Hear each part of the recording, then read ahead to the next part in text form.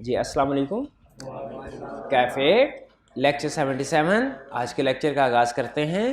आज हम क्या करने जा रहे हैं? आज हम चैप्टर 8 का लास्ट लर्निंग ऑब्जेक्टिव और चैप्टर 9 के फर्स्ट 2 लर्निंग ऑब्जेक्टिव कवर करने जा रहे हैं। आज क्या करने जा रहे हैं हम? चैप्टर 8 का लास्ट लर्निंग ऑब्जेक्टिव और चैप्टर 9 के फर्स्ट 2 लर्निंग। और एक और चीज़ याद आई मुझे। अच्छा, असाइनमेंट नहीं, आपने तो असाइनमेंट कर लिया, अपना हक अदा कर दिया। मैंने अभी अपना हक अदा नहीं किया। क्या? चैप्टर 8 के क्वेश्चन ही नहीं डिस्कस किए, तो आज के लेक्चर में वो भी डिस्कस ना हो जाए। चैप्टर 8 के क्वेश्चन में इंशाल्लाह डिस्कस करेंगे। लेकिन पहले ये बताइए, चैप्टर 8 में अभी तक कोई क्वेश्चन, कोई कंसेप्ट ऐसा जो समझ में नहीं आया, पूछ लीजिए।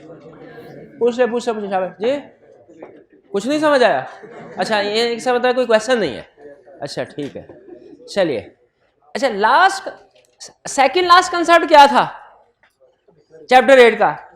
कि जब मैनेजमेंट ड्यूरिंग ऑडिट हमसे रिक्वेस्ट करे कि सर टर्म्स को चेंज कर लें, तो हमने क्या करना है? हमने इसमें सीखा मैनेजमेंट किन सर्कमस्टेंसेस में रिक्वेस्ट करेगी। हमने ये सीखा कि जब मैनेजमेंट रिक्वेस्ट करे तो हमने क्या करना है, कैसे वैल्यूएट करना है कि इस रिक्वेस्ट को एक्सेप्ट करे कि ना करे। फिर हमने सीखा कि अगर रिक्वेस्ट को एक्सेप्ट करे तो क्या करना है, रिक्वेस्ट को एक्सेप्ट ना करे तो क्या करना है। अब ड्यूरिंग ऑडिट वाला काम हो गया, ऑडिट भी कंप्लीट हो गया। अगले साल हमें दोबारा अपॉइंट किया, रीअपॉइंटमेंट का केस। क्या नेक्स्ट ईयर में हमें दोबारा एंगेजमेंट लेटर सेंड करना चाहिए कि नहीं करना चाहिए? लास्ट कंसेप्ट इसी चीज पे डिस्कस कर रहा है। अच्छा, एक चीज ध्यान में रखिएगा, क्या आपको ज्यादा काम करना पसंद है कि कम काम करना? कम। एग्जैक्टली, दुनिया के हर बंदे को, मुझे भी कम काम। अगर कम काम करके काम हो सकता है तो ज्यादा करने की क्या जरूरत है? क्या करने की? अगर 2 घंटे रोज पढ़ के ऑडिट पास हो सकता है तो 4 घंटे पढ़ने की क्या जरूरत है? कोई जरूरत नहीं है, 2 घंटे काफी है। उसी तरीके से ऑडिट में भी अगर हम एक केस स्टडी उसने पूछी, उसने कहा इंटरनल कंट्रोल्स पे रिलाई करना, टेस्ट ऑफ कंट्रोल्स परफॉर्म करना रिक्वायर्ड तो नहीं है ना? नहीं भाई, आपकी मर्जी है ना। अगर इंटरनल कंट्रोल स्ट्रॉन्ग हैं, आप क्लाइंट के इंटरनल कंट्रोल्स पे रिलाई करना चाहते, तब टेस्ट ऑफ कंट्रोल करते हैं ना। उसने कहा एक ऑडिटर है, उसने कहा क्लाइंट के इंटरनल कंट्रोल स्ट्रॉन्ग जरूर है, लेकिन मैं टेस्ट ऑफ कंट्रोल परफॉर्म नहीं करूंगा। रिक्वायर्ड जो नहीं है, रिक्वायर्ड मैं सारे का सारा सब्सटेंटिव प्रोसीजर से ही एविडेंस लूंगा। टेक्निकली ठीक कह रहा है, ऑडिटिंग स्टैंडर्ड्स की इजाजत देते हैं क्योंकि टेस्ट ऑफ कंट्रोल रिक्वायर्ड नहीं है, लेकिन ऐसी अप्रोच को हम कहते हैं ये इनएफिशिएंट है। जब क्लाइंट के कंट्रोल स्ट्रांग है, आप टेस्ट ऑफ कंट्रोल परफॉर्म करके सब्सटेंटिव प्रोसीजर को कम कर सकते हैं, तो कम क्यों ना किया जाए? जब हमारे पास ऑप्शन है कि टेस्ट ऑफ कंट्रोल परफॉर्म करने के बाद अगर कंट्रोल स्ट्रांग है तो आप सब्सटेंटिव प्रोसीजर कम कर सकते हैं। और इस सूरत हाल में आप कहें नहीं, मैंने टेस्ट ऑफ कंट्रोल परफॉर्म करके सब्सटेंटिव प्रोसीजर कम नहीं करने, मैं तो सब्सटेंटिव प्रोसीजर ज्यादा ही परफॉर्म करूंगा।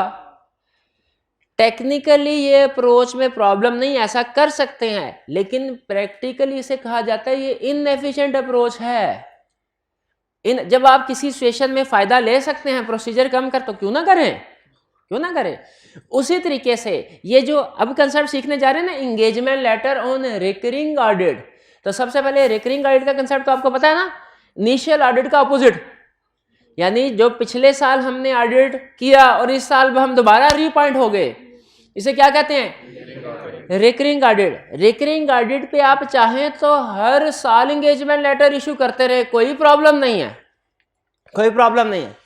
लेकिन अगर किसी सिचुएशन में ऑडिटिंग स्टैंडर्ड ने यह कहा है कि आप एंगेजमेंट लेटर को चाहे तो इन सिचुएशंस में सेंड ना करें, तो हमें फायदा उठाना चाहिए कि नहीं उठाना चाहिए? बिल्कुल उठाना चाहिए। इसीलिए अगर आप इनएफिशिएंट ऑडिटर्स बनना चाहते हैं, अगर आप ये कहना चाहते हैं नहीं मैं तो हर साल एंगेजमेंट लेटर इशू करूंगा, तो फिर इस लर्निंग ऑब्जेक्टिव को छोड़ दें। Practically exam point of view तो याद कर, प्रैक्टिकली छोड़ दें। लेकिन अगर आप ये चाहते हैं मैं एफिशिएंट ऑडिटर बनूं, जहां पे एंगेजमेंट लेटर रिकरिंग ऑडिट पे इंगेजमेंट लेटर री इशू करने की जरूरत है, सिर्फ उसी वक्त री इशू करो, और जहां पे इंगेजमेंट लेटर को री इशू करने की जरूरत नहीं है री इशू ना करो। तो फिर ये कंसेप्ट आप ही के लिए है। ये कंसेप्ट हमें क्या बताएगा कि वो कौन सी सर्कमस्टांसेस हैं, वो कौन सी सिचुएशंस हैं जब इंगेजमेंट रिकरिंग ऑडिट पे इंगेजमेंट लेटर दोबारा इशू करना जरूरी है।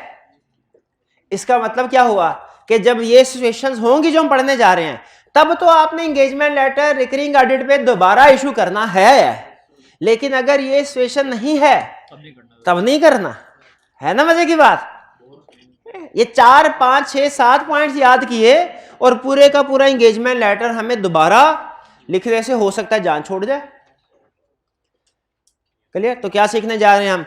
रिकरिंग ऑडिट पे दोबारा से इंगेजमेंट लेटर को इशू करने की जरूरत है कि नहीं। स्टैंडर्ड कहता है इट डिपेंड्स, इट डिपेंड्स। कहता है आप देखिए, अगर आपको सर्कमस्टेंसेस में चेंज लगे तो क्या करें? इशू कर दें दोबारा, और अगर सर्कमस्टेंसेस में चेंज नहीं है ना करें। यह है वन वर्ड आंसर इसका। क्वेश्चन क्या है? क्या रिकरिंग ऑडिट पे दोबारा से इंगेजमेंट लेटर इशू करने की जरूरत है? ये क्वेश्चन है। इसका वन वर्ड आंसर क्या है? अगर सर्कमस्टेंसेस में चेंज है तो दोबारा इशू कर दो मैनेजमेंट को। अगर आपको लगे मैनेजमेंट मिसअंडरस्टैंडिंग, दोबारा इशू। अगर सर्कमस्टेंसेस में चेंज नहीं है फिर रहने दो, फिर मैनेजमेंट से कहो वही, आप भी वही पिछले साल वाले मैनेजमेंट, मैं भी वही ऑडिटर पिछले साल वाला, एप्लीकेबल फाइनेंशियल रिपोर्टिंग फ्रेमवर्क भी वही पिछले साल वाले, लीगल रिक्वायरमेंट्स भी वही पिछले साल वाले। तो जब सारी चीजें पिछले साल वाली है तो इंगेजमेंट लेटर भी वही पिछले साल वाला। लेकिन अगर आपको लगे मैनेजमेंट में, सीनियर मैनेजमेंट में चेंज है, अगर आपको लगे मेजर ओनरशिप स्ट्रक्चर चेंज हो गया, अगर आपको लगे एप्लीकेबल फाइनेंशियल रिपोर्टिंग फ्रेमवर्क में चेंज आया, लीगल रिक्वायरमेंट्स में चेंज आया, अगर आपको लगे मैनेजमेंट मिसअंडरस्टैंडिंग का शिकार है, मैनेजमेंट मिसअंडरस्टैंडिंग का शिकार है, एक्सपेक्टेशन गैप का शिकार है, तो ऐसे हालात में रीइशू कर देना बेहतर है। अगर मैनेजमेंट आपसे कोई स्पेशल काम भी करवाना चाहती है, रूटीन का काम तो हम करते ही रहते हैं ऑडिट, स्पेशल काम करवाना चाहते हैं मैनेजमेंट, कोई एडिशनल काम भी तो हो सकता है ना। हमने इस चैप्टर के स्टार्ट में पढ़ा था कि नहीं? क्या कि अगर ऑडिट के साथ मैनेजमेंट ने कोई रिव्यू करवाना हो, एनी अदर रिपोर्ट, उसको भी लिखा जा सकता है। तो पहले मैनेजमेंट ने कोई रिव्यू या कोई और सर्विस नहीं करवानी थी, अब मैनेजमेंट ने स्पेशली कहा हम आपको एक और सर्विस, आपको कॉन्ट्रैक्ट देना चाहते हैं, एक्स्ट्रा पैसे लगेंगे। उन्होंने कहा मंजूर है, एग्रीमेंट लिख दें। पिछले साल नहीं थी। अब इस सिचुएशन में जब special terms and condition agree हो रही हैं तो नया एंगेजमेंट लेटर ना, क्योंकि पिछले साल तो स्पेशल नहीं थी, पिछला साल तो आम साल था, ये साल है खास। तो इन हालात में एंगेजमेंट लेटर को रिकरिंग ऑडिट पे दोबारा इशू कर देना। किन हालात में? किन हालात में? When there is change in circumstances. आधे नंबर के साथ सवाल पूछे तो ये लिख देना when there is change in circumstances. 2-3 number के साथ पूछे तो फिर आपको सर्कमस्टेंसेस भी बतानी पड़ेंगी। कौन सी सर्कमस्टेंसेस? चेंज इन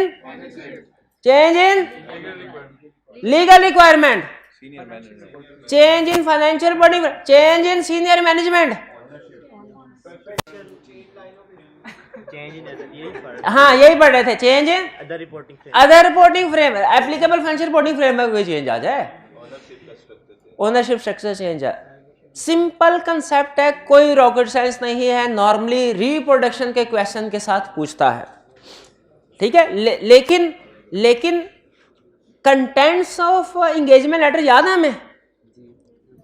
वो कौन सा कंसेप्ट था कि एंगेजमेंट लेटर में कौन कौन सी इंफॉर्मेशन लिखनी होती है? 6 रिक्वायर्ड थी और बाकी ऑप्शनल में वाली थी, 5 थी। तो छठी वो लाइन, स्टेटमेंट डेट देयर में भी चेंज, वो 5वीं के साथ ही थी, ठीक है, मैं उसे छठी कंसीडर कर लेता हूं, ठीक है। 5 रिक्वायर्ड वाले याद है। जो कंटेंट्स ऑफ एंगेजमेंट लेटर ना, ये भी रिप्रोडक्शन में नॉर्मली पूछता था। इस तरह ये वाला जो कंसेप्ट है कि कब इंगेजमेंट लेटर को रिकरिंग ऑडिट पे दोबारा इशू करना या रिवाइज करना जरूरी है, कब? ये भी रिप्रोडक्शन के क्वेश्चन पूछा, लेकिन उसने एक दफा क्या किया, क्वेश्चन पूछा उससे। अच्छा, पहले 10 दफा उसने ये पूछता होता था कि बताओ वो कौन से प्रिंसिपल कंटेंट्स हैं एंगेजमेंट लेटर के, वो कौन से मैटर्स है जो एंगेजमेंट लेटर में एग्री करोगे।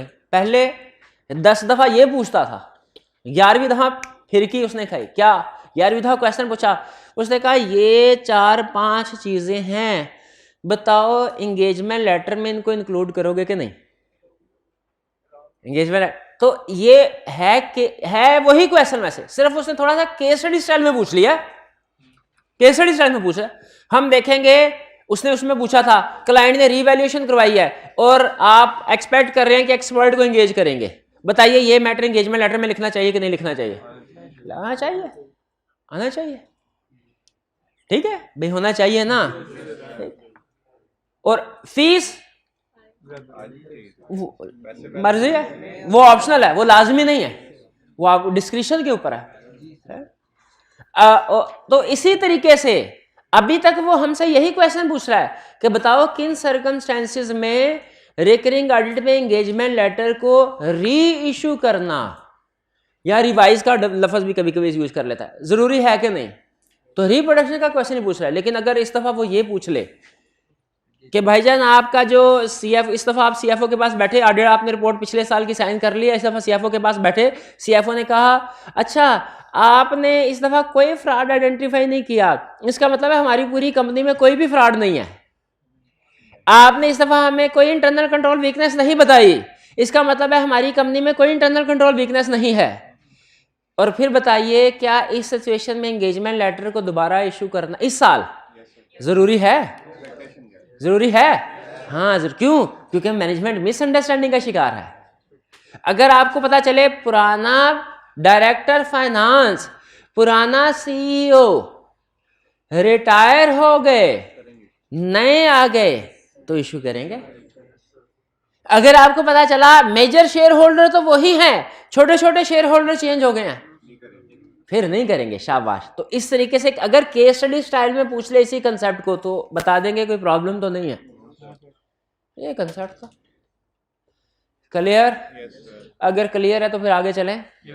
आगे से मतलब इस ना अगला चैप्टर ना ना ना ना ना ना ना जब तक पास पेपर के कंसेप्ट के आपने ये देखा, ये किताब में हर कंसेप्ट के साथ हमने कोशिश किया पास पेपर के कुछ ना कुछ क्वेश्चंस हो।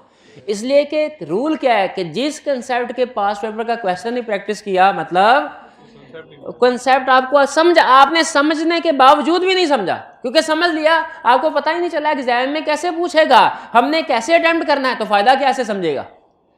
सारी क्लासेस ले ली किसी स्टूडेंट ने, लेकिन खुदा ना खास्ता पास नहीं हो सका, तो क्लासेस लेने का फायदा क्या।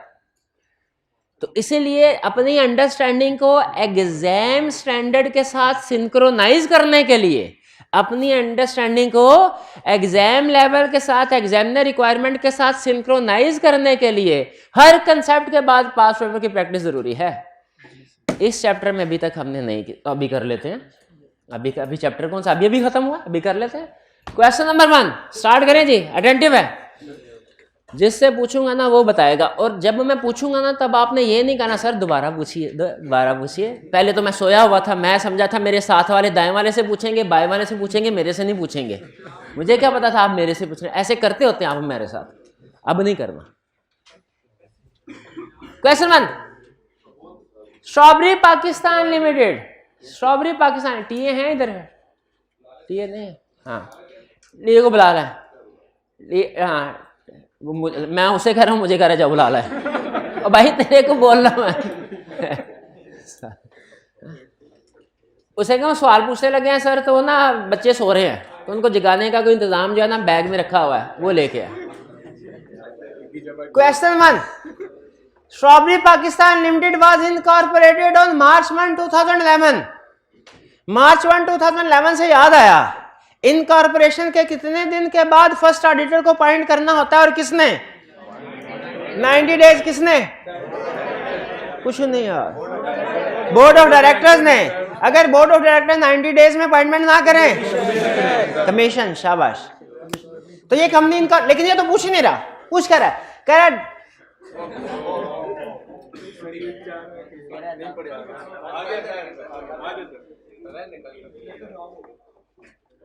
ठहर जा ठहर जा ठहर जा, कुछ नहीं हुआ, कुछ नहीं कुछ नहीं।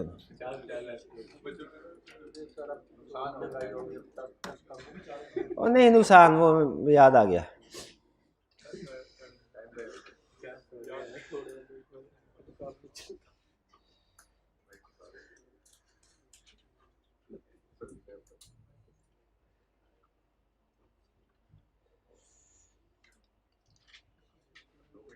दो घंटे तो होना चाहिए, कोई मसला नहीं। अच्छा 2 घंटे से याद आया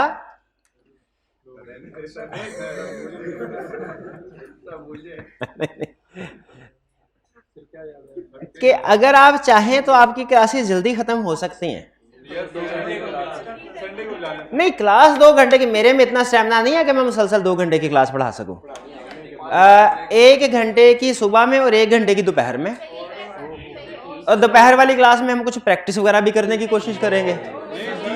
और जो स्टूडेंट किसी वजह से क्लास अटेंड नहीं कर सके उनको लिए यूट्यूब पे लेक्चर दे दें। अगर आप जल्दी करना चाहते हैं तो, नहीं तो रूटीन के मुताबिक आप चाहते हैं 5-6 अगस्त तक तो कोई प्रॉब्लम नहीं है, ऐसे चलते रहते हैं। अच्छा आप सोच लीजिएगा, आज की रात आप सोच लीजिएगा, कल बता दीजिएगा। अच्छा चले आगे चलते हैं। कह रहे directors of SPL are in the process of appointing the first statutory order of the company. वही बात हुई ना, they have requested your firm to submit a proposal for statutory audit assignment. आपकी फर्म से उसने कहा सर प्रपोजल तो दीजिए। आपने कहा अच्छा इसी का तो इंतजार कर रहे थे। Partner of your firm has asked you to draft the proposal after assessing whether the precondition for the audit exist. उसने कहा कि प्रपोजल, भाई बस ये तो 4-5 सवाल होंगे, और भी वो बड़े वाले नोट भी लाओ ना। अच्छा ले गया है ये तो, ये क्या शाबाश।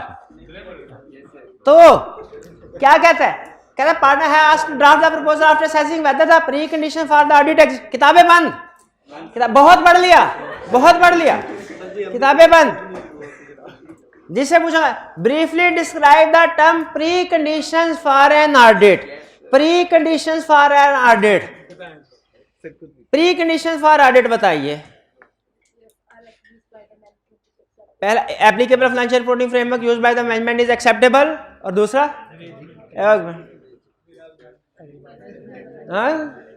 नहीं हाँ अब तो बता दिया ना, whether applicable financial reporting framework is acceptable, और दूसरा मैंने agrees on premise on which audit is conducted. शाबाश ठीक है। B what are the steps that you would perform in order to ensure that precondition for the audit exist. बताइए क्या steps लेंगे।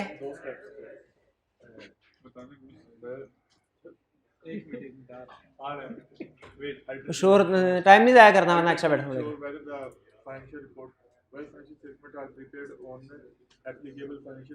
Whether financial statements are prepared on नहीं, ये तो नहीं था कि whether financial statements are prepared on applicable financial report। ये तो हम ऑडिट के दौरान में चेक करते हैं,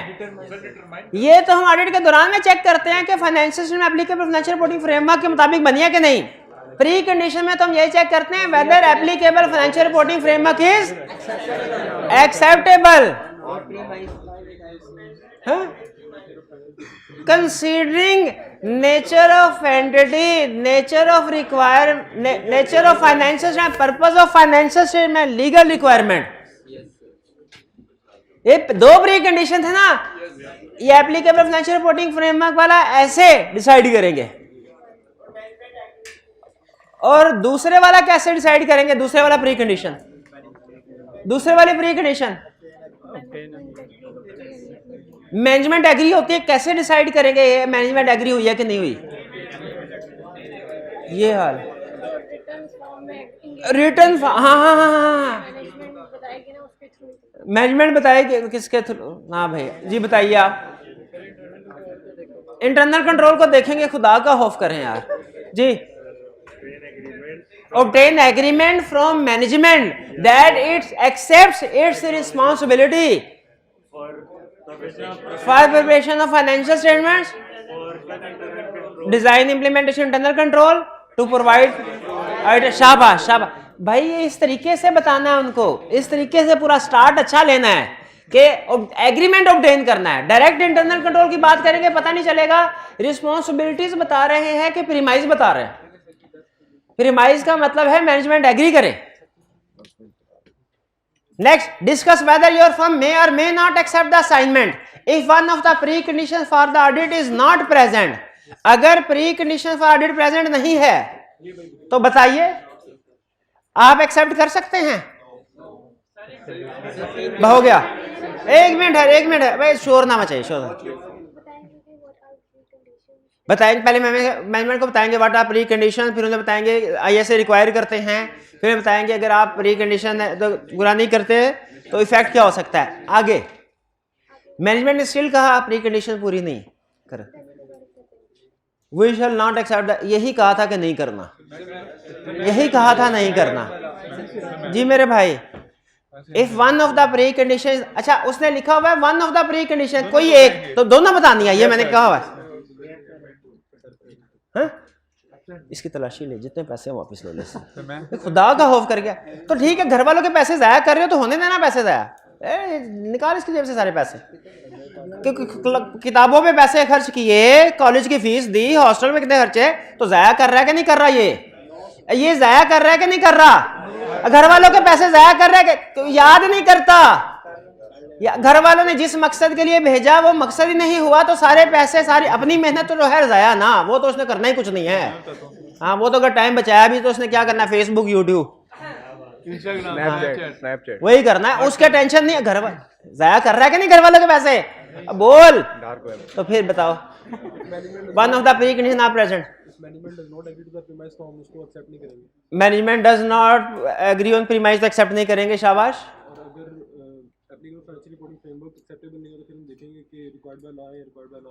हाँ, अगर required by law, applicable financial reporting framework unacceptable है लेकिन रिक्वायर्ड बाय लॉ है तो क्या करेंगे, कोई नहीं बोलेगा। उसके लिए कंडीशन थी सबसे अहम, सब बोला था कल, सबसे अहम, वही याद नहीं की। प्री कंडीशंस, सॉरी कंडीशन, अगर applicable financial reporting framework unacceptable है लेकिन रिक्वायर्ड बाय लॉ है, लेक्चर पेंडिंग है, घर वालों के पैसे जाया, ये भी जाया कर रहा है, लेक्चर पेंडिंग होना तो बहुत सी चीजें पेंडिंग हो जाती हैं, इस चीज का पता है कि नहीं, समझ मेरी बात, लेक्चर पेंडिंग हो तो और भी बहुत सी चीजें पेंडिंग हो जाती हैं। जी भाई, additional disclosure, management agrees to provide additional disclosure in the financial statements, item shall include emphasis of matter paragraph in report.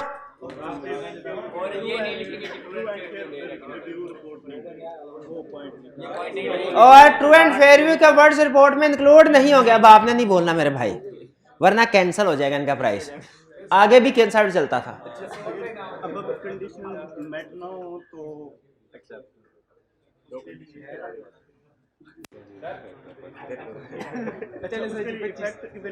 Evaluate, अगर कंडीशंस मीट ना हो तो इफेक्ट इवैल्यूएट करेंगे, रिपोर्ट पे क्या आएगा, और जो भी रिपोर्ट पे इफेक्ट आएगा और कोई नहीं बोलेगा, रेफरेंस की कहां पे देंगे, रिप्रेजेंटेशन लेटर में या ऑडिट रिपोर्ट में, एंगेजमेंट लेटर में। शाबाश शाबाश, तो ये क्वेश्चन क्लियर। भाई देखें, ऐसे शोर मचाएंगे, डिस्टर्बेंस क्रिएट करेंगे तो प्राइस खत्म। आगे चलें। State the matter which auditor should consider to establish whether the precondition for an audit are present. ये तो अभी हुआ है, अभी तो है, तो अभी तो नहीं भी याद करके आएंगे फिर भी आपको पता चल गया होगा। मुफ्त के प्राइस, मुफ्त के, बताइए कैसे ऑडिटर किन फैक्टर्स को कंसीडर करेगा ये डिटरमिन करने के लिए कि प्री कंडीशन प्रेजेंट है कि नहीं। अच्छा, हिंट दे देता हूं, कोई हर्ज नहीं है।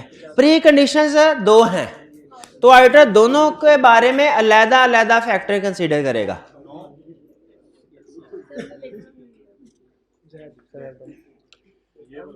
जी मेरे भाई, शाबाश। Auditor shall determine whether applicable financial reporting framework is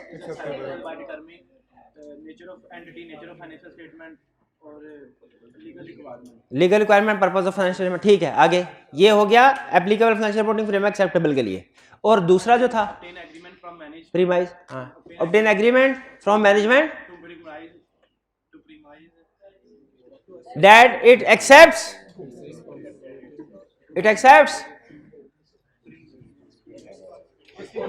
हाँ रिस्पॉन्सिबिलिटीज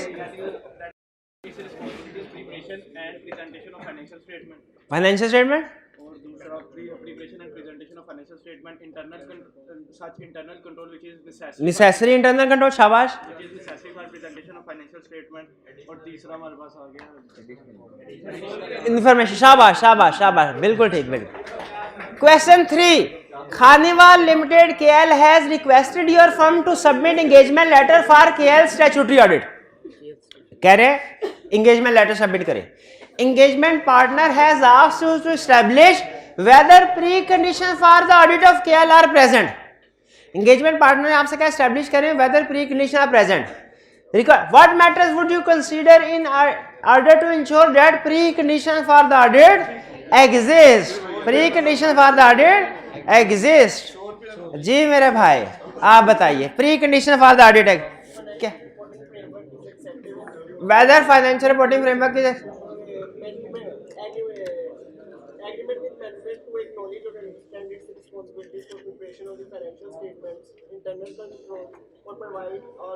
ठीक है बताया, ठीक है, लेकिन एक जगह पे डंडी मार गए हैं। जब आपने कहना है whether applicable financial reporting framework is acceptable, उसके आगे फैक्टर्स नहीं बताए कि किन फैक्टर्स को सामने रख के बताना है कि एक्सेप्टेबल है।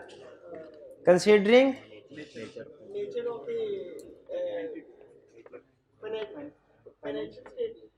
नेचर ऑफ एंटिटी, हाँ हाँ नेचर ऑफ फाइनेंशियल स्टेटमेंट कहना चाहते हैं, नहीं कहना, पर्पस ऑफ फाइनेंशियल स्टेटमेंट कहना चाहते हैं, नहीं कह रहा, नहीं मैं ऐसे ना करिए। Nature of entity, nature of financial statement, purpose of financial statement, legal requirements. Question 4, discuss the course of action which may be adopted by the auditor if preconditions of audit are not present। अगर precondition present नहीं है तो course of action क्या होगा बताइए। 100 रुपया इनाम दूंगा इसको, 100 रुपया, क्योंकि इसके मुंह पे लिखा हुआ है, इसके भी लेक्चर पेंडिंग है। हाँ भाई, preconditions of audit are not present, course of action जी बताइए। कोर्स ऑफ एक्शन 100 रुपया, प्री कंडीशन नहीं, if precondition of audit are ना, देखिए कंसेप्ट पूरा बताना है। फिर अगर बताना है, एक मिनट है, एक मिनट जी मेरे भाई। If any of the pre condition is not present, 100 रुपए का सवाल, ये ले पीछे आ जाते हैं, ऐसा क्या मसला है जी मेरे भाई। 150 रुपए के लिए सवाल, लेकिन बताना पूरा है। If one of the pre condition not present, ये हाल है। 50 रुपए के लिए बताइए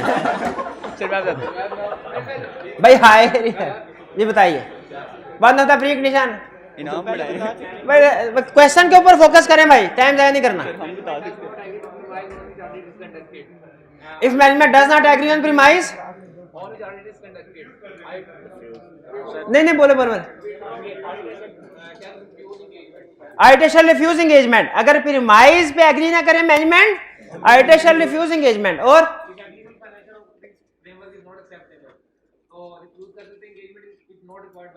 if applicable financial reporting framework not acceptable, तो auditor shall refuse engagement unless required by law. अब आगे कहानी चलाएं, ये तो नहीं कहानी रिक्वायर्ड बाय लॉ अनएक्सेप्टेबल है, लेकिन रिक्वायर्ड बाय लॉ है तो एक्सेप्ट कर सकते हैं। Following 3 conditions are met.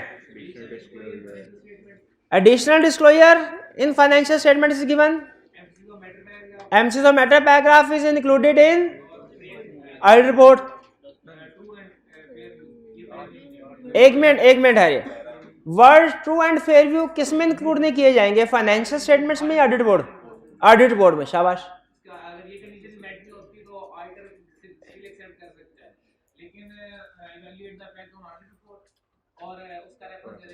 शाबाश। अगर ये कंडीशन भी मेट नहीं होती तो ऑडिटर वैल्यूएट करेगा इफेक्ट ऑन ऑडिट रिपोर्ट, और जो भी फैक्ट होगा उसे अपनी रिपोर्ट में, सॉरी एंगेजमेंट लेटर में इंक्लूड कर देगा जो भी फैक्ट होगा। शाबाश, ये 4 क्वेश्चन हो गए। इसके बाद आगे चलते हैं। नेक्स्ट क्वेश्चन है हमारा, list down the principal contents of an audit engagement letter. अच्छा पहले तो ये बताइए, प्रिंसिपल से मुराद सिर्फ वो 5 रिक्वायर्ड वाले हैं कि सारे ही प्रिंसिपल हैं? सारे नहीं, सारे प्रिंसिपल हैं। प्रिंसिपल कह ले, इंपॉर्टेंट कह ले, वो एक ही है, वो एक ही है, सारे सारे ही। तो कोई बात नहीं, इसमें आप मुझे 5 नंबर के साथ है, 7 नंबर के साथ है, 8 बता दीजिए। Principal contents of audit engagement letter. जी मेरे भाई, principal contents of audit engagement letter. Scope of audit, scope of audit, responsibility of auditor, responsibility of auditor, responsibility of management, responsibility of management. expert को अगर use करेंगे वो बता दें। Expert के वर्क को यूज करेंगे वो बता देंगे।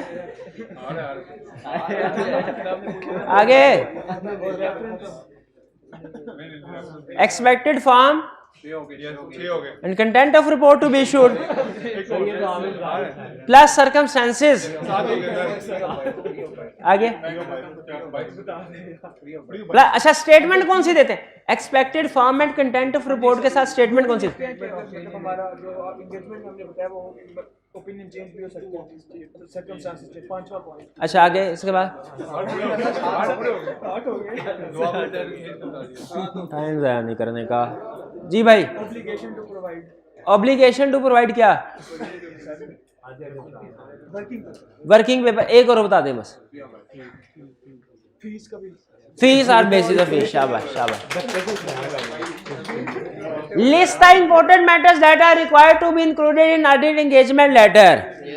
जी लीजिए, 1 मिनट ठहरिए। 100 रुपीज का इनाम। अगर आपने 7 सिर्फ 8 बता दिए, 8 नहीं 1 मिनट है। मैं सिर्फ ये बताना चाहता हूं कि जब एक स्टूडेंट जवाब दे रहा होता है ना, तो दूसरे स्टूडेंट मस्त हुए पड़े रहते हैं। कोई उन्हें मसला नहीं होता, जो मर्जी बोलता रहे। ये तो उसका सवाल है, मेरा कौन सा है? अभी 2 मिनट पहले पूछा है और 100 रुपया इनाम है। शाबाश, ये मुझे गलत साबित करने लगे। शाबाश। Scope, responsibility of management. शाबाश। Responsibility of auditor. शाबाश। Work of expert if use. शाबाश। 4। फी। शाबाश। 3।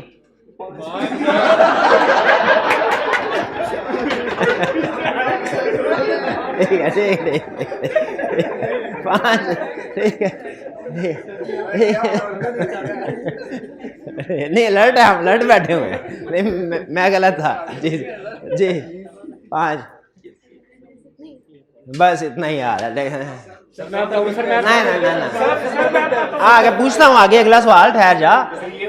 7 auditor may agree to a change in the terms of engagement provided there is reasonable justification for doing सो।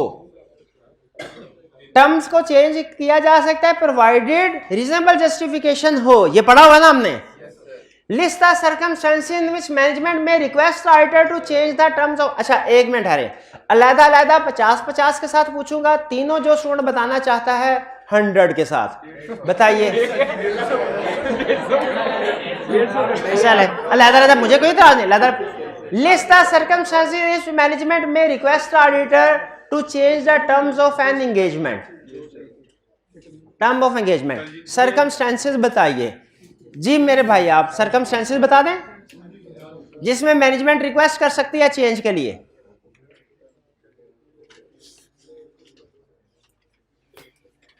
ये हाल है। जी भाई, सर्कमस्टेंसेस बताइए जिसमें management request कर सकती है। भाई किताब बंद कर दें, ऐसे ना करें। आप 7 क्वेश्चन रटा लगा लेते हैं और फिर पूछ रहे। किताबें बंद कर दें, किताबें बंद कर दें। सर्कमस्टेंसेस बताइए जब मैनेजमेंट रिक्वेस्ट कर सकती है फॉर चेंज इन टर्म्स। क्यों नहीं बताना यार, कल तो पढ़ाया था। सर्कमस्टेंस। शाबाश।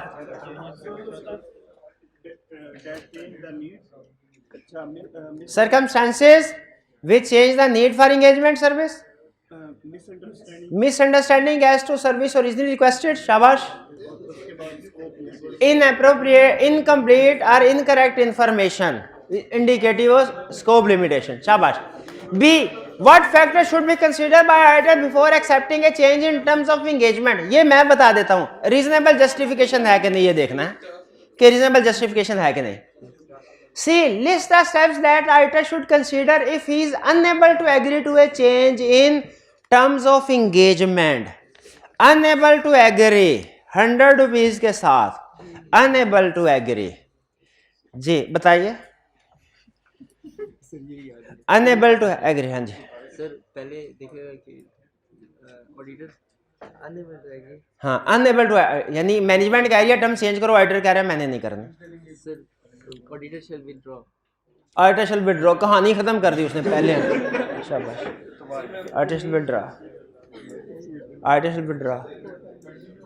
जी मेरे भाई आप बताइए. शाबाश. हाँ जी.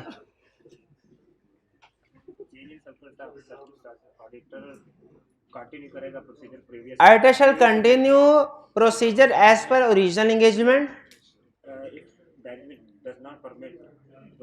नहीं नहीं ऐसे नहीं. if management does not permit, वो तो दूसरा है. अच्छा, if management अगर ठीक है एग्री, ठीक है ठीक है. if management does not allow auditor to perform original engagement, it will be scope. अच्छा अब ध्यान से यहाँ पे सुनना, ये बड़ा नाजुक सूरत हाल आ गई यहाँ पे. अब यहाँ पे मैनेजमेंट अलाउ नहीं कर रही, मैंने ये देखना ये पूरा कंसर्ट बताते हैं कि नहीं. पूरा कंसर्ट बताया तो 100 रुपीज मिलेंगे. बताया तो स्कोप लिमिटेशन होगी अगर मैनेजमेंट अलाउ नहीं करती. इसका इफेक्ट होगा pervasive. Auditor shall withdraw from audit engagement if आगे लफ्ज फ्रेज था इफ पॉसिबल एंड प्रैक्टिकेबल. हाँ, इफ पॉसिबल एंड, और आगे if withdrawal is not possible and practicable, auditor shall express disclaimer of opinion in financial statements. अच्छा, इस situation में अब चूंकि मैंने हिंट दिया था दरमियान में, तो उसका आप प्रायश्चित करना है. जब ऑडिटर ने डिस्क्लेमर ऑफ ओपिनियन दिया, अब एडिशनल क्वेश्चन पूछ रहा हूं, इसमें हमारी रिपोर्ट पे और क्या क्या इफेक्ट आएगा. एक अदर मैटर पैराग्राफ आएगा. शाबाश.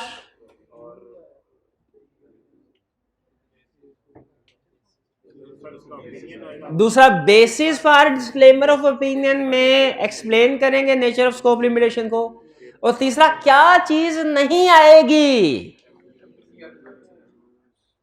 क्या चीज नहीं आएगी जब डिस्क्लेमर ऑफ ओपिनियन आएगा. की ऑडिट मैटर. शाबाश शाबाश, की ऑडिट मैटर नहीं आएगी. ठीक है. 7 a discuss the auditor's course of action man a client request to change the existing terms of audit.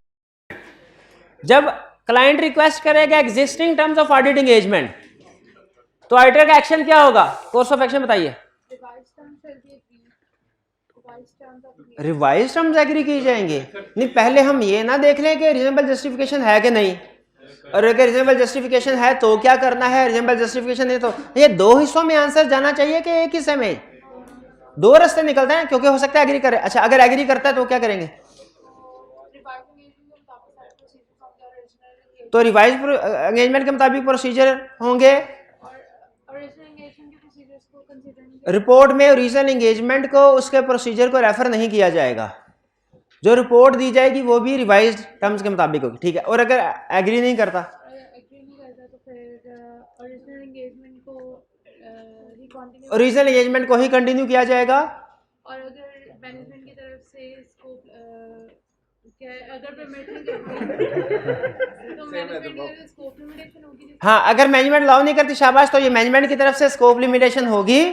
और ऑडिटर इसका इफेक्ट परवेसिव है, ऑडिटर विड्रॉ करेगा अगर पॉसिबल प्रैक्टिकेबल हो. विड्रॉल पॉसिबल प्रैक्टिकेबल नहीं है, डिस्क्लेमर ऑफ ओपिनियन देगा. Question 8. You are the audit partner of Greekon furniture private limited and this is the first year of audit of your firm. अच्छा, मेरा ख्याल है आज के लिए इतना काफी है. बाकी क्वेश्चन कल आज, क्योंकि हम टॉपिक भी कवर कर लेते हैं. चले बाकी फिर. हाँ, 3 क्वेश्चन रह गए. 8, 9, 10, 11, 4.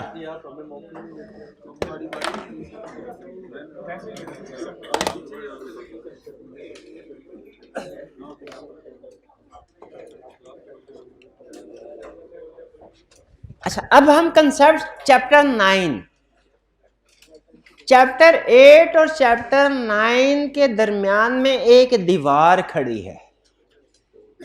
चैप्टर 9 से पहले पहले चैप्टर 8 तक वो प्रिलिमिनरी एंगेजमेंट एक्टिविटीज और प्री कंडीशंस थे, यानी इफेक्टिवली ऑडिट शुरू नहीं हुआ था। जिस दिन टर्म्स ऑफ एंगेजमेंट साइन हो जाते हैं, एंगेजमेंट लेटर पे साइन हो जाते हैं, उसके बाद प्रैक्टिकली ऑडिट शुरू होता है। तो चैप्टर 8 के एंड पे टर्म्स ऑफ एंगेजमेंट हमारी क्लाइंट के साथ साइन हो गई। चैप्टर 9 से हम इफेक्टिवली अपना ऑडिट स्टार्ट कर रहे हैं प्रैक्टिकली।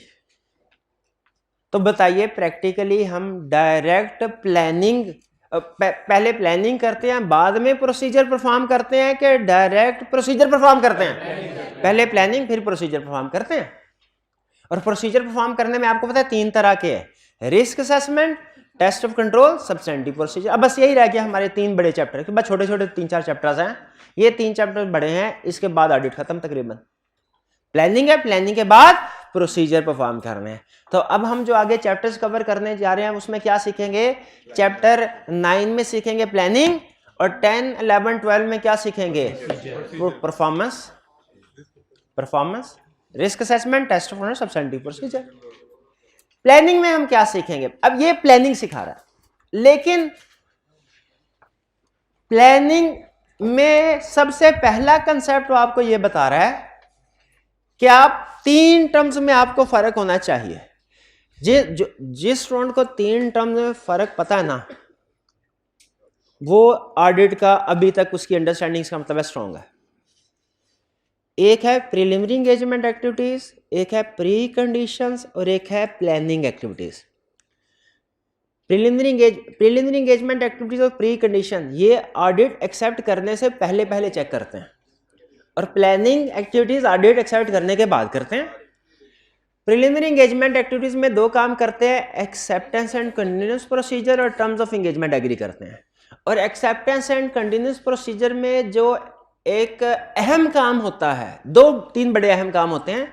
एक, हमने अपने कंपिटेंस कैपेबिलिटी को देखना होता है, दूसरा हमने क्लाइंट की इंटेग्रिटी को देखना होता है, और फिर हमने प्री कंडीशंस को भी देखना है। तो pre conditions basically preliminary engagement activities का एक हिस्सा है। ये दोनों प्रिलिमिनरी एंगेजमेंट एक्टिविटीज और प्री कंडीशन ऑडिट एक्सेप्ट करने से पहले परफॉर्म किए जाते हैं, और प्लानिंग एक्टिविटीज ऑडिट एक्सेप्ट करने के बाद। तो ये पहले मैंने आपको प्रिलिमिनरी एंगेजमेंट एक्टिविटीज और प्री कंडीशन का फर्क बता दिया प्लानिंग एक्टिविटी के साथ क्या है, ठीक है। और याद रखिएगा, हमारे ऑडिट में ये कहा जाता है planning is more important than performance. क्योंकि अगर आपने प्लानिंग अच्छी कर ली है ना, तो फिर इसका मतलब परफॉर्मेंस भी अच्छी होगी। लेकिन अगर प्लानिंग अच्छी नहीं है तो फिर परफॉर्मेंस भी अच्छी नहीं होगी। अब प्लानिंग में हम क्या काम करते हैं? 2 काम करते हैं प्लानिंग में। जैसे प्री कंडीशंस में 2 काम होते हैं ना, applicable financial reporting framework acceptable और management agrees on premise. Precondition में 2, उसी तरह प्लानिंग एक्टिविटीज में भी 2 काम होते हैं। क्या? एक ऑडिट स्ट्रेटजी डक बनाई जाती है, डिजाइन की जाती है, और दूसरा ऑडिट प्लान डिजाइन किया जाता है। प्लानिंग एक्टिविटीज में 2 काम क्या किए जाते हैं? एक ऑडिट स्ट्रेटजी, दूसरा ऑडिट प्लान। एक ऑडिट स्ट्रेटजी, दूसरा ऑडिट प्लान। अब दोनों में फर्क क्या है? आपको एक मेन डिफरेंस बताता हूं। ऑडिट स्ट्रेटजी पूरे ऑडिट के लिए एक डॉक्यूमेंट होती है, और इसमें वो मैटर्स लिखे जाते हैं जो ओवरऑल नेचर के होते हैं, जो पूरे ऑडिट को सामने रखते हुए अहम होते हैं, ठीक है। जैसे हमारी रिपोर्ट की डेडलाइन क्या है, ये पूरे ऑडिट के लिए अहम है, ये हमारी ऑडिट स्ट्रेटजी में लिखा होगा। हमारा मटीरियलिटी लेवल क्या है, ये पूरे ऑडिट में यूज होता है, हर एरिया में ऑडिट स्ट्रेटजी में लिखा होगा। डेटर्स को वेरीफाई करने के लिए क्या प्रोसीजर परफॉर्म करने हैं? Audit plan. स्टॉक काउंट करते हुए क्या प्रोसीजर परफॉर्म करने हैं? सेल्स को कैसे वेरीफाई करना है? डेप्रिसिएशन एक्सपेंस को कैसे वेरीफाई करना है? ये चीजें कहां लिखी होंगी? ऑडिट प्लान में। तो ऑडिट स्ट्रेटजी और ऑडिट प्लान में फर्क समझ आया आपको? चलिए, ऑडिट स्ट्रेटजी और ऑडिट, अब इसकी कंसेप्ट मैंने आपको बता दिया। अब इसका जो डेफिनेशन स्टैंडर्ड ने दिया हमें, उसको पढ़ते हैं। वो कहता है ऑडिट स्ट्रेटजी क्या है? ऑडिट स्ट्रेटजी है scope, timing and direction of engagement. Audit strategy में ऐसे मैटर्स लिखे जाते हैं जो क्या करते हैं, जो scope, timing and direction of engagement से रिलेटेड है। Scope, timing and direction. और ऑडिट प्लान में कौन कौन से मैटर्स हैं, क्या लिखा जाता है? Nature, timing and extent of audit procedure for every area of financial statement. For every, इसका मतलब ये हुआ ऑडिट स्ट्रेटजी पूरे ऑडिट में कितनी होंगी? एक होगी। अभी बताया एक ही होगी। और ऑडिट प्लान पूरे ऑडिट में कितने होंगे? जितने एरियाज हैं, हर एरिया का अलग ऑडिट प्लान बनता है। हर एरिया का अलग ऑडिट प्लान बनता है। मैं आपसे पूछूं, बताइए डायरेक्टर्स को वेरीफाई करने के लिए क्या क्या प्रोसीजर परफॉर्म करेंगे? बताइए। नहीं, प्रोसीजर क्या क्या परफॉर्म करेंगे? कंफर्मेशन लेटर सेंड करेंगे, कुछ सेल की इनवॉइसेस को चेक करेंगे, डॉक्यूमेंट्स चेक करेंगे, गुड डिस्पैच नोट वगैरह है कि नहीं, ईयर एंड के बाद देखेंगे कलेक्शन है कि नहीं, डेटर्स की एजिंग चेक करेंगे, प्रोविजन फॉर बैड डेट, ये सारे प्रोसीजर करेंगे ना। अभी तो आपको अपनी जजमेंट की बेस पे जो किताब में लिखा हुआ है वो पढ़ के आप बता रहे हैं, लेकिन प्रैक्टिस में जब आप जाएंगे तो आपको जब कहा जाएगा ना, सीनियर कहेगा जाओ डेटर्स का एरिया वेरीफाई करके आओ, तो आप उससे पूछेंगे सर क्या प्रोसीजर परफॉर्म करने हैं। वो आपसे ये नहीं कहेगा अपनी जजमेंट की बेस पे, वो कहेगा वो हमारी फाइल पड़ी है उसमें डेटर्स का ऑडिट प्लान निकालो। कौन सा ऑडिट प्लान निकालो? डेटर्स का। और जो जो प्रोसीजर लिखे हैं परफॉर्म करो। जिसको सेल्स का एरिया मिलेगा उसने कौन सा ऑडिट प्लान उठाना है? सेल्स का। इसे ऑडिट प्लान भी कहते हैं, समटाइम ऑडिट प्रोग्राम भी कहते हैं। और ऑडिट स्ट्रेटजी पूरे ऑडिट के लिए। तो फर्क रखना है, ऑडिट स्ट्रेटजी में जो टर्म यूज हुए हैं scope, timing and direction. Strategy में कौन से फ्रेज यूज हुआ? Scope, timing and direction. और ऑडिट प्लान में कौन सा फ्रेज यूज हुआ है? Nature, timing and extent of audit procedure. अच्छा, एक एक लफ्ज को एक्सप्लेन करना जरूरी नहीं, लेकिन मैं आपको एक्सप्लेन कर रहा हूं। स्कोप का मतलब क्या है? हमारे ऑडिट में एप्लीकेबल फाइनेंशियल रिपोर्टिंग फ्रेमवर्क में क्या क्या चीजें शामिल है जिनको हमने वेरीफाई करना है। क्या सिर्फ आईएफआरएस को देखना है कि कोई लोकल रिक्वायरमेंट भी है? जैसे स्टैट्यूटरी ऑडिट का स्कोप ज्यादा बड़ा होता है, क्यों भला? उसमें फाइनेंशियल स्टेटमेंट के साथ 4 और चीजों के ऊपर भी ओपिनियन देना होता है, याद है? 4 proper books of accounts. Timing scope का मतलब एप्लीकेबल फाइनेंशियल रिपोर्टिंग फ्रेमवर्क में क्या क्या चीजें शामिल है। टाइमिंग का मतलब रिपोर्ट कब देनी है, डेडलाइन क्या है। डायरेक्शन का मतलब ऑडिट में किन एरियाज के ऊपर फोकस करना है, ये रिस्क और मटेरियलिटी को सामने रख के डिसाइड किया जाता है। जैसे प्रैक्टिकली हमारे एक एरिया में अगर एक ऑडिट में 30 एरियाज है ना, 30 एरियाज आप देखें, टिपिकल ट्रायल बैलेंस में भी आपको 25-30 क्वेश्चन के अंदर अकाउंट्स नजर आ जाते हैं। पार्टनर जब रिव्यू करने के लिए आता है ना, वैसे हमने सारे एरियाज के ऊपर प्रोसीजर परफॉर्म किए होते हैं। मैनेजर चेक भी सारे करता है, सीनियर भी सारे एरियाज को रिव्यू करता है, लेकिन जब पार्टनर आता है ना, वो सारे एरियाज को नॉर्मली रिव्यू नहीं करता। वो कहता है ये 3-4 बड़े बड़े एरियाज दिखाओ जो मटीरियलिटी के लिहाज से ज्यादा अहम होते हैं या रिस्क के लिहाज से ज्यादा अहम होते हैं, उनके ऊपर पार्टनर फोकस कर रहा होता है। तो स्ट्रेटजी में भी हम यही डिसाइड कर रहे हैं, स्ट्रेटजी में भी पार्टनर यही बता रहा होता है कि डायरेक्शन का मतलब किन एरियाज के ऊपर फोकस करना है, हमारी ऑडिट एफर्ट्स किन एरियाज की तरफ डायरेक्टेड होंगी। वो डिपेंड करता है रिस्क के ऊपर, वो डिपेंड करता है मटेरियलिटी के ऊपर। जिन एरियाज में रिस्क ज्यादा है हमने उनको फोकस करना है, जिन एरियाज में हमारा जो मटेरियल है अमाउंट ज्यादा है उनको फोकस करना है। हम एक हॉस्पिटल का ऑडिट करने के लिए गए, वहां पे पार्टनर ने कहा स्टार्ट में स्ट्रेटजी में कि जो इनका इनडोर पेशेंट्स का रेवेन्यू है ना वो क्रिटिकल है, उसके ऊपर फोकस करना है। बाकियों को भी हमने वेरीफाई किया था, इसके ऊपर ध्यान ज्यादा दिया। बैंक ऑडिट करने के लिए गए, उन्होंने कहा कि इसमें इंटरेस्ट रेवेन्यू, इंटरेस्ट एक्सपेंस इतना अहम नहीं है जितना अहम प्रोविजन फॉर बैड डेट्स है। आपको नजर आ रहा होगा बजाहिर कि इंटरेस्ट रेवेन्यू और इंटरेस्ट सब वो भी फोकस करते थे उनके ऊपर, क्योंकि उनकी अमाउंट ज्यादा थी, मटेरियलिटी ज्यादा थी। लेकिन रिस्क किस में ज्यादा था भला?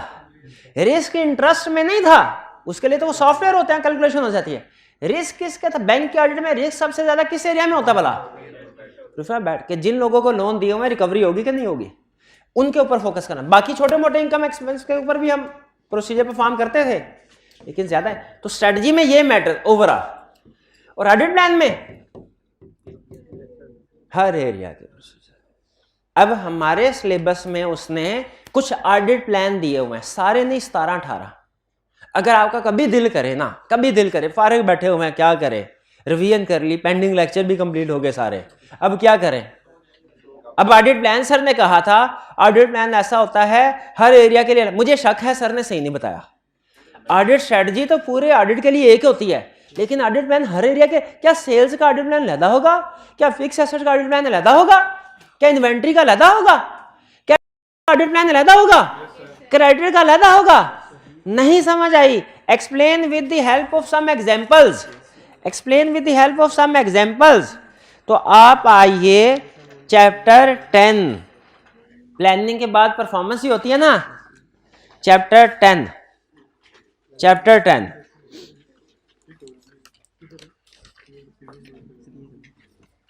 पेज 115, लिस्ट नजर आ रही है, लिखा हुआ सब्सटेंटिव प्रोसीजर्स, लिस्ट नजर आ रहे हैं।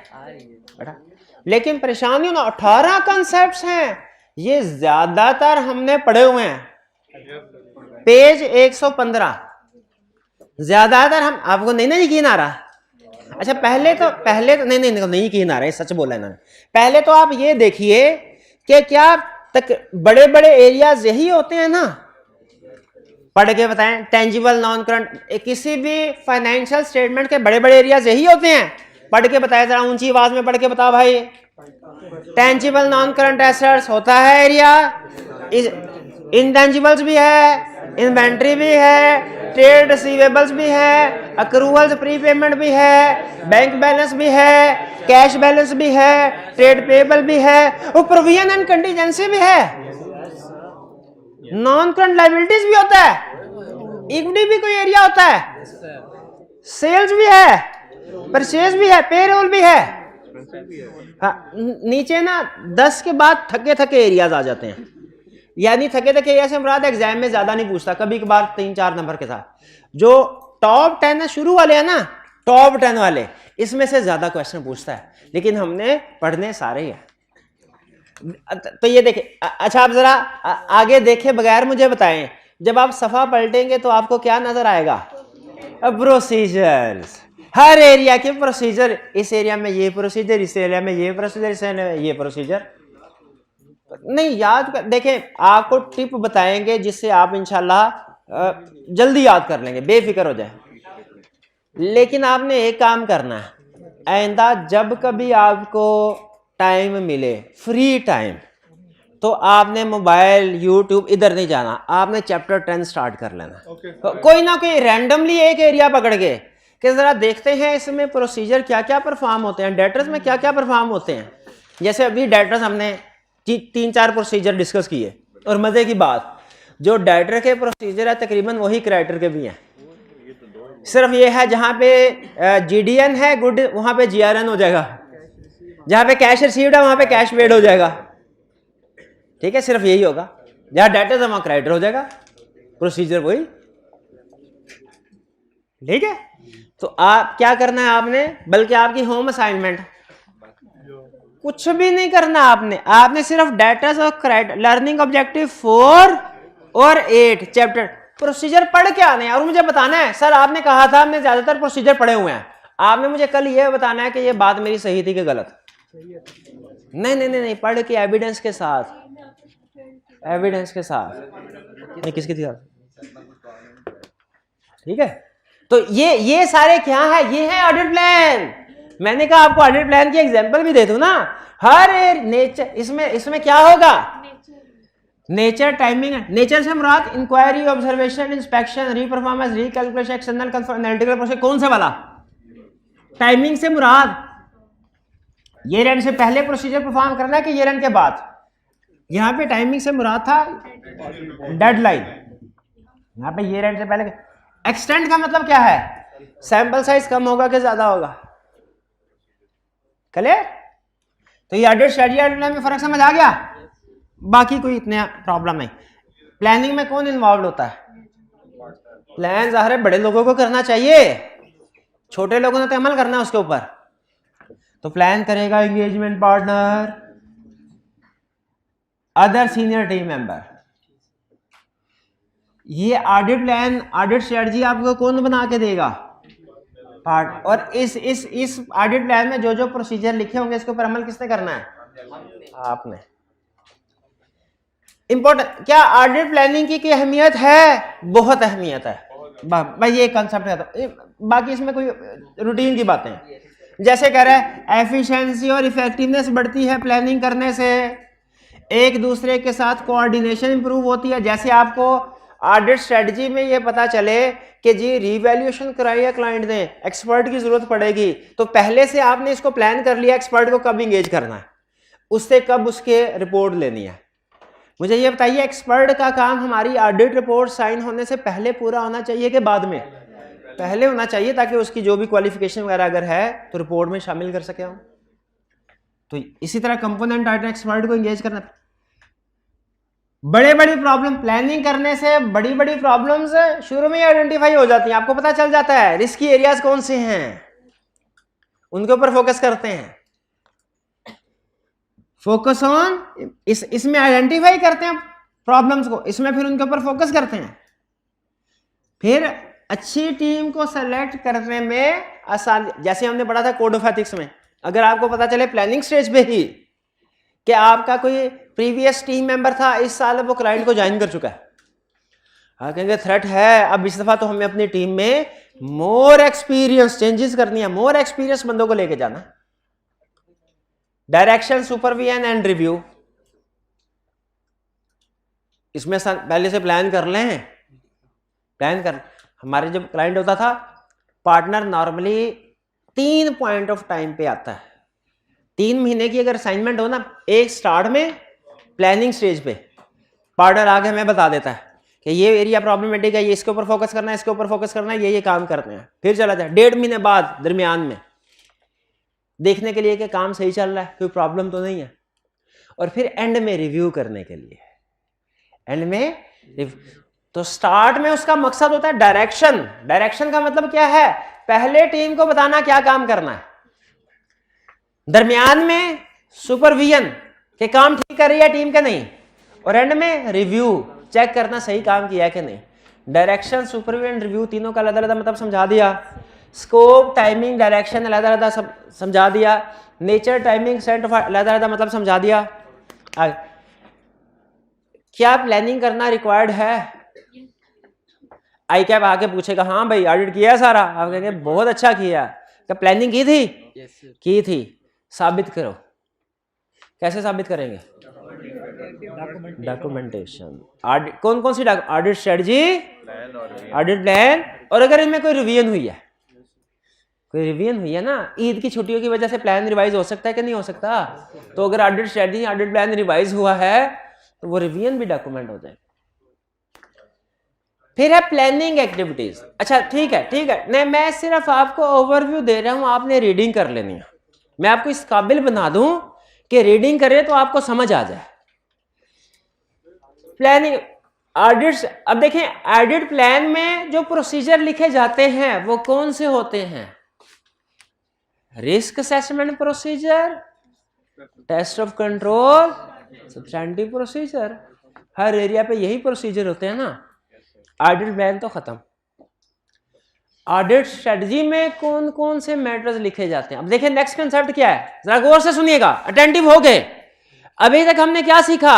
अभी तक हमने सिर्फ ऊपर से डेफिनेशन सीखी है। हमें यह पता चला अभी तक के लेक्चर में कि प्लानिंग एक्टिविटीज में 2 काम करते हैं, एक ऑडिट स्ट्रेटजी, एक ऑडिट प्लान।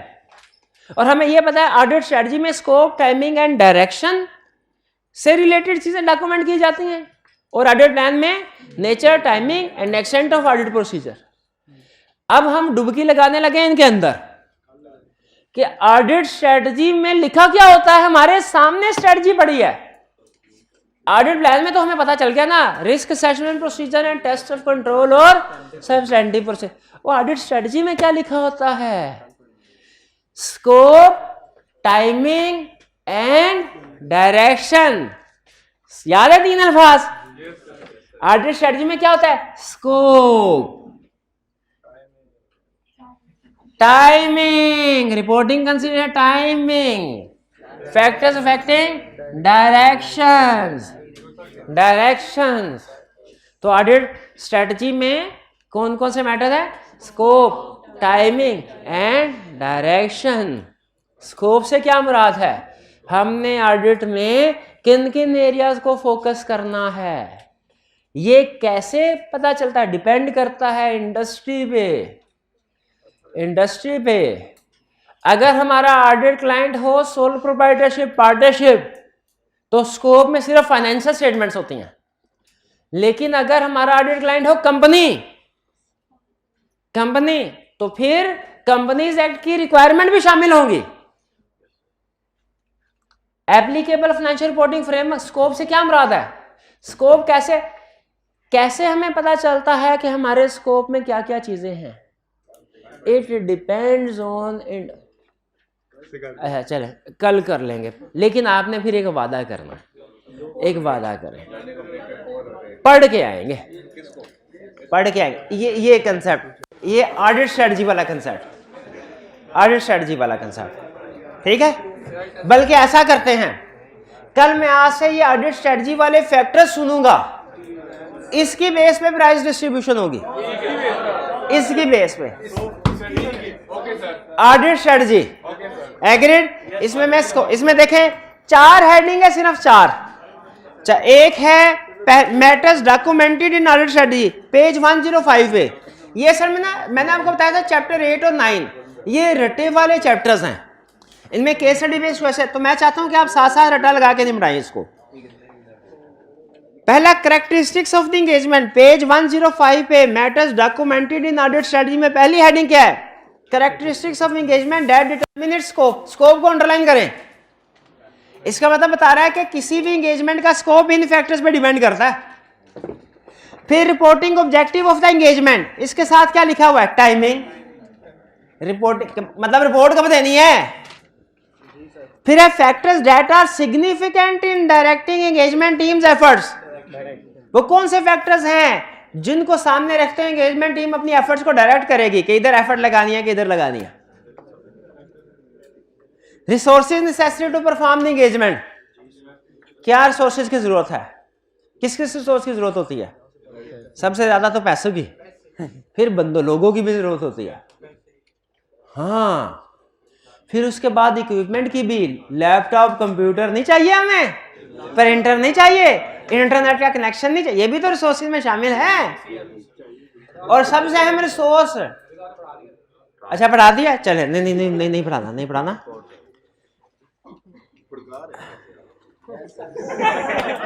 ये ले भाई, ना ना ना नहीं नहीं नहीं नहीं नहीं, मैंने सिर्फ आपको इस काबिल कवर नहीं करवाया, करवाना है कल। मैंने सिर्फ इस काबिल बनाया है कि आप खुद से पढ़े ना और याद करें, क्योंकि इस पे प्राइज मिलना है। जब याद करें ना तो आपको समझ आ रही हो कि क्या कह रहा है।